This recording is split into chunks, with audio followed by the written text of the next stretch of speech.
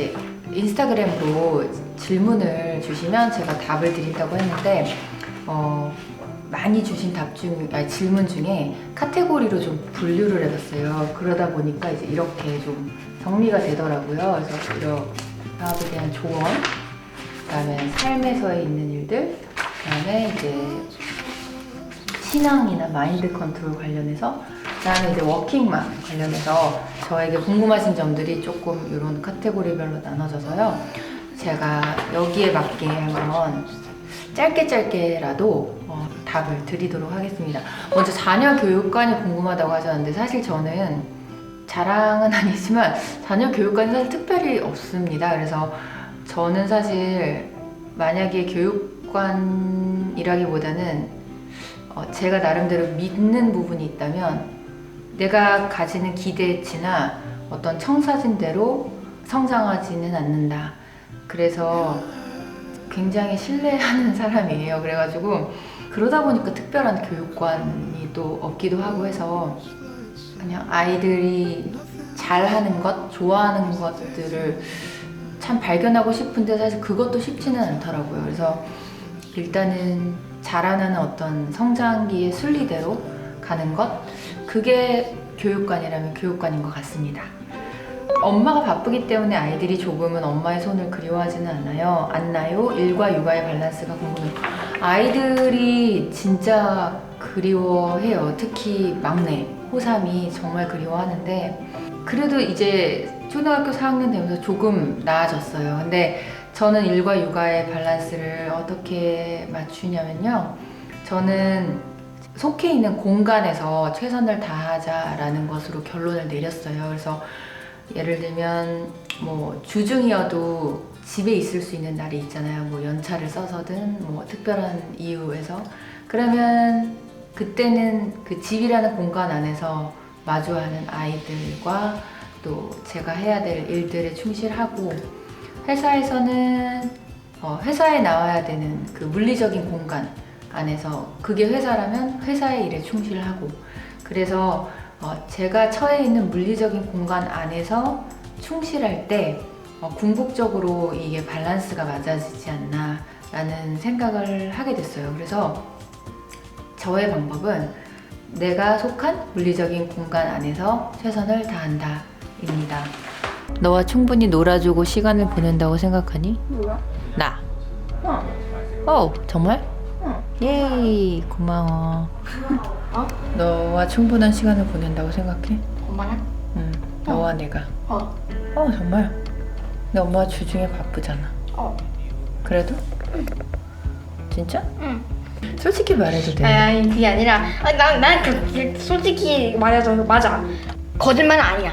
거짓말은 아니야? 거짓말은 아니야. 충분하진 않지 근데. 충분하지 않아 솔직히 말해서. 그치? 거봐, 거짓말이네. 충분히 놀아준다고 생각해? 응. 정말? 왜? 어떨 때는 엄마가 많이 안 놀아준다 하잖아. 적당해. 적당해? 아니 근데 그렇게 자주 놀아주지는 않아. 언제나 피드를 보면 같이 힘도 내고 열심히 응원도 하고 있는 워킹맘이신데, 회사 경영에 아이 셋을 영유아 때 어떻게 키우셨는지 궁금하다고 물으셨어요. 아이 셋을 영유아 때요. 제가 이게 36에 본격적이었으니까 37인가? 하여튼 막내가 기저귀 차고 있었을 때거든요. 그러니까 호3도 그렇고 호2도 유치원 때, 호1도 유치원 때니까 그때는 사실 이 아이들한테 조금 더 포커스를 맞추려고, 예를 들면은 복층인 공간을 찾아서 뭐 1층은 주거 형태면 2층은 사무 공간이 될 수 있는 곳, 그래서 아이들을 두루두루 이렇게 볼 수 있고 케어할 수 있는 환경을 만들었었던 것 같아요.